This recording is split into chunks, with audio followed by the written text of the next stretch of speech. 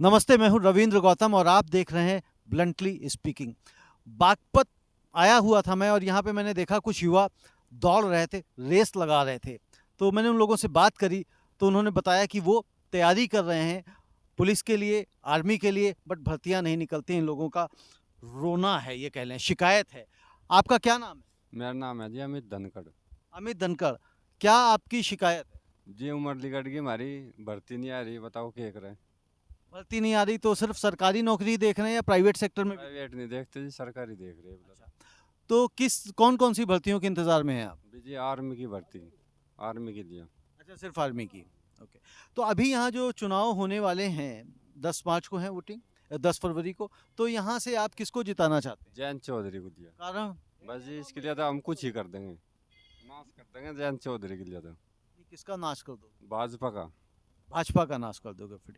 आपका क्या नाम है? मेरा नाम गौतम धनखड़ है जी। और किसको यहाँ पे आप जिताना चाह रहे हो? जयंत चौधरी को जी। क्यों? क्योंकि जी बेरोजगारी कर दी इसने बीजेपी ने जी। इसने एक भी ना तो भर्ती निकाल ली, 3 साल हो गए, उम्र निकल गई हमारी। आर्मी की भर्ती आ जाती कम से कम रोजगार तो हो जाते हम। तो इसलिए हम जयंत को जिताना चाह रहे, कम से कम 1 करोड़ नौकरी का वादा कर रखा है उसने, कम से कम एक तो देगा वो हमारे लिए। 1 करोड़ नौकरी का वादा किया। हाँ जी। और जो अभी मौजूदा सरकार है, सिर्फ नौकरी का ही आपको उनसे शिकायत है? क्योंकि जैसे मैंने बहुत सारे लोगों से यहाँ बात करी और अलग-अलग जगह मैं बात कर रहा हूँ उत्तर प्रदेश में विधानसभाओं में, तो ये कह रहे हैं कि भई जो योगी सरकार है उसने यहाँ पे अपराध कम किए, ठीक है ना? बहुत सारी सड़कें बनाई, तो यहाँ पे क्या सड़कें कहाँ बनाई, ये देख लो, ये हरी सड़कें आपके सामने है, बिल्कुल। और अपराध? अपराध के तो मैं वो नहीं कह सकता, अपराध ठीक भी है, कुछ इसमें गलत भी हो रहा है इसमें। आपका क्या नाम है? मेरा नाम सागर धनखड़ है जी। जी सागर, किसको यहाँ से जिताने जा रहे हैं? हम यहाँ जयंत चौधरी को जिताएंगे जी। 100% निनाना फेजपुर निनाना गांव है ये। 100% वोटिंग आरएलडी पे जाएगी यहाँ। तो ये क्या सारे के सारे लोग यहाँ जितने हैं सब जैन समर्थक ही हैं? आप पूछ सकते हो, जयंत के है, एक एक बच्चे से पूछ सकते हो। यहाँ पे दौड़ लगा रहे थे, खेल रहे थे, आप पूछ सकते हो। और रही ये बिजली की बात कह रहे हो, अपराध की बात कह रहे हो, 2017 के आपराधिक मामले न्यूज में ही देखे हमने। वैसे तो कोई आंकड़े हमारे पास है नहीं है। 2 लाख कुछ थे, इस बार 4 लाख कुछ थे। तो इसमें अपराध कम कम कहाँ हुआ है बताओ कोई? मैं बीच में आपको वैसे ही रोक दें, जैसे कि आपने कहा कि हमने देखे नहीं हैं, तो आप लोग सभी लोग शिक्षित हैं, नौकरी की तलाश भी कर रहे हैं, पढ़े लिखे हैं, तो एक साइट है एनसीआरबी की। एनसीआरबी की साइट पे जाएं, वहाँ पे आप साल दर साल के आंकड़े निकाल सकते हैं और कंपैरिजन कर सकते हैं कि कौन क्या बताता है, कितना सही है, कितना गलत है। आपको आंकड़े वहाँ पे मिल जाएंगे। ठीक है सर, वो तो देख लेंगे, लेकिन ये बेरोजगारी का मुद्दा हम आपसे विनती करते हैं, इनको दिखाओ। जो बच्चों का भविष्य खराब कर रहे हैं बीजेपी वाले, हिंदू मुस्लिम में बांट रहे हैं हम लोगों को, हम इसमें बटने वाले नहीं हैं।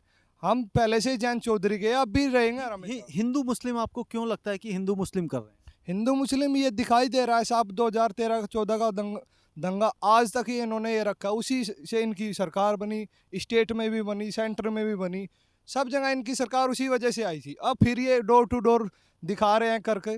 गृह मंत्री को घर से निकाल दिया, डोर टू डोर जाने पे मजबूर कर दिया जयंत चौधरी ने। और ये हमेशा ऐसे ही घुटनों पे ला के छोड़ेगा, उस पर हाथरस पे जो लाठीचार्ज कर रखा है उसका बदला लेकर रहेंगे। ये जैसे आप कह रहे हैं, मतलब ये आप जो हाथरस में लाठीचार्ज जो जयंत के ऊपर किया था उसकी बात कर रहे हैं? हाँ जी बिल्कुल जी। वो एक संगीन वो दृश्य देखने वाला था, जो रात को उस लड़की को जलाया गया उनके बिना, घर के परमिशन वालों, वो उनका पता लेने के, उनके भावना ही तो वो देखने जा रहे थे कि हाँ। जिसकी वजह से, उस वजह से निराशा है आप लोगों को। आपका क्या नाम है? आकाश धनखड़। आकाश। सारे लोग धनखड़ हैं? हाँ जी, सारे धनखड़ है जी। सारे धनखड़। आप किसको जिताएंगे? जयंत चौधरी को जी। क्यों? एक तो जी बच्चे, छोटे बच्चे थे, वे भी स्कूल में नहीं जा पा रहे, वे भी, हम तो, हमारी तो उम्र निकल ही गई, छोटे बच्चों की भी उनको पढ़ना नहीं आ रहा, कुछ सीखना नहीं आ रहा, वे भी स्कूल में कोई नहीं जा रहा आजकल। वे वो भी, तो भी कोरोना है, उसमें कोई क्या कर सकता है? तो उसकी वजह से, पढ़ाई की वजह से, पढ़ाई में भी तो बहुत दिक्कत आ रही है उसकी वजह से जी।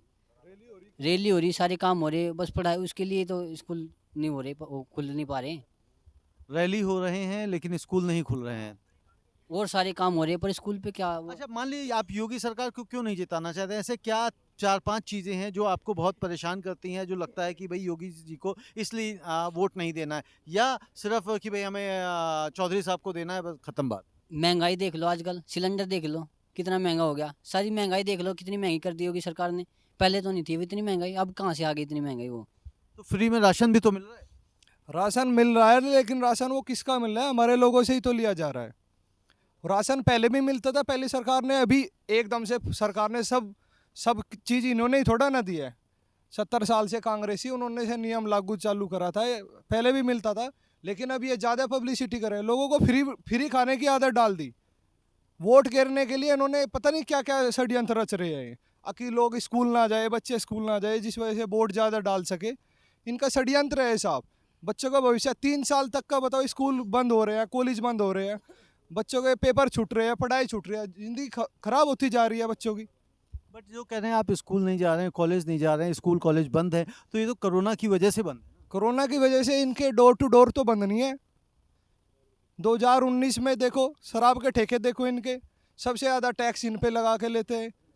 जब पूरे भारत में लॉकडाउन था तब भी इन्होंने शराब के ठेके खोले, तो जब कहाँ था, डोर टू डोर जा रहा है, अब ये लोगों से मिल रहा है, अब कोरोना नहीं है। अच्छा, अगर मान लीजिए जयंत चौधरी की सरकार आती है, सपा की सरकार आती है, क्योंकि गठबंधन है उन दोनों का, तो आपको ऐसी क्या उम्मीदें हैं कि उनके आने से ये बदलाव हो जाएंगे? बदलाव हो जाएंगे। चौधरी चरण सिंह की विरासत इन्होंने थामी है, और ये हमेशा से ही किसानों और मजदूर की, युवाओं की सरकार रही है। हमेशा हमेशा इन्होंने यही काम किया है, और आगे भी हमें यही उम्मीद है। 1 करोड़ रोजगार देने का उसने अपने घोषणा पत्र में वो दिया है, और बच्चे उत्साह है इस बात के लिए कि हाँ, उमंग भरे हुए हैं कि हाँ हमें 1 करोड़ रोजगार मिलेगा। जैन जी से बड़ी उम्मीद लगाए हुए है, और मिलकर रहेगा हमें। आप देखो, शिक्षित हो, पढ़े लिखे हो, ठीक है, आप जयंत चौधरी ने अगर 1 करोड़ रोजगार की बात कही है, तो आज से 8 साल पहले मोदी जी ने भी 2 करोड़ रोजगार प्रतिवर्ष की बात करी थी, और वो उन्होंने पूरे देश में करी थी, और ये सिर्फ प्रदेश में कर रहे हैं, तो कैसे पॉसिबल होगा? पॉसिबल ऐसे होगा, देखो झूठे जुल्मों का तो कुछ नहीं हो सकता है। 2 करोड़ 3 करोड़ भी बोले, पता नहीं मोदी ने तो क्या क्या बोला, सब कुछ बोला है। लेकिन एक बात बताओ, 1 करोड़ रोजगार देने के लिए जब उन्होंने कुछ सोच समझ के ही बोला है, और मिलेगा। अगर मान लीजिए ये जयंत हैं, इनका भी ये जो 1 करोड़ नौकरी का जो आश्वासन है, ये भी कहीं जुमला साबित हुआ तो? मोदी ने तो 70 लाख रोजगार यूपी उत्तर प्रदेश में देने के लिए भी बोला था, लेकिन 4.5 उनके खुद के होल्डिंग पे है। तो ये क्या है, जुल्माबाजी का रखा है। और जब इन्होंने, इनके भरोसे पे ही तो सबने वोट दी थी बीजेपी को, और जब इन्होंने झूठे वादे किए, अब इनको वोट नहीं करेंगे लोग। तो साफ इस पर दिख रहा है, उन्होंने हमारे जयंत चौधरी ने अब घोषणा पत्र में दिया, तो उनसे भी उम्मीद लगाए बैठे हैं लोग। उनसे भी उम्मीद लगाए बैठे हैं। क्या नाम है आपका? नरेंद्र शर्मा जी। जी, किसको जिता रहे हैं? जयंत सिंह को जी। क्यों? क्योंकि ये दलित मजदूर किसान पार्टी है, ये छोटे से लेकर बड़े तक सबको समान समझती है जी। और भाजपा के झूठे वादे, ये कहते हैं कि नौकरी नहीं है, जिसकी लग रही है उसको मारने रहे। सैनिक कितने मर गए हमारे इनके उसमें, बताओ। ये नौकरी देंगे तो क्या, जो नौकरी कर रहे हैं उन्हें जीवित नहीं रख रहे हैं। तो इसलिए हम तो जयंत जी को जिताएंगे जी। अच्छा, 5 ऐसे क्या काम हैं योगी सरकार के जो आपको अच्छे नहीं लगते? आपको लगता है अगर योगी सरकार ये 5 काम अच्छे करती तो हम उनको वोट देते? डीजीपी क्या होती है जी ये? जी, डीजल, गैस, पेट्रोल, इनके रेट देखो आसमान छू रहे हैं। कैसे पूर्ति करेगा एक गरीब? बट जैसे अब योगी सरकार फ्री में राशन दे रही है, मैंने सुना है कि यहाँ पे महीने में 2-2 बार लोगों को राशन। जी एक बात बताइए आप, ये 5 किलो गेहूँ देने से क्या महीने का खर्चा निकल जाता है? और खर्चे नहीं है। तेल भी तो दे रही। चलो अब की बार तेल दे दिया 2 बार, तो इससे आगे घर का खर्चा निकल जाता है सब। बच्चे पढ़ते भी हैं, खर्चे घर में सबके हैं, बेरोजगारी हो रही है, नौकरी है नहीं। कितना कितना तेल देती? 1 लीटर देती है जी। 1 लीटर में हो जाता है? खर्च 1 लीटर में क्या होगा ये बताओ, हैं? कितना कर सके आदमी ये बताओ। अच्छा, तो इसलिए और योगी सरकार, चलो मान लो, देखो कोई भी सरकार हो, कुछ अच्छे भी काम करती, कुछ खराब भी होते हैं। काम करोगे तो अच्छा भी होगा और खराब गलतियां भी होंगी, ठीक है? तो अच्छे काम इनके क्या लगते हैं? पहले हमारे बुजुर्ग बोलते थे जी, कह रहे ये भारतीय जनता पार्टी ये सरमाएदारों की पार्टी है। जब हमें बच्चे थे हमें पता नहीं था, आज हमें पता लगा कि हमारे बुजुर्ग सही कहते थे। ये हमारी पार्टी नहीं है, ये तो बड़े लोगों की पार्टी है, सरमाएदारों की पार्टी है, ये हमारी नहीं है। हम तो मजदूरी आदमी हैं, किसान हैं, हम क्या कर सके इसमें। जी, तो कुल मिला के यहाँ पे जो आज हम लोगों ने बात करी, चर्चा करी, इसमें ज़्यादातर लोग की जो मांग है, डिमांड है, सोच है, अप्रोच है, वो ये है कि जयंत चौधरी को चुनाव जिताया जाए, उनकी सरकार बनाई जाए।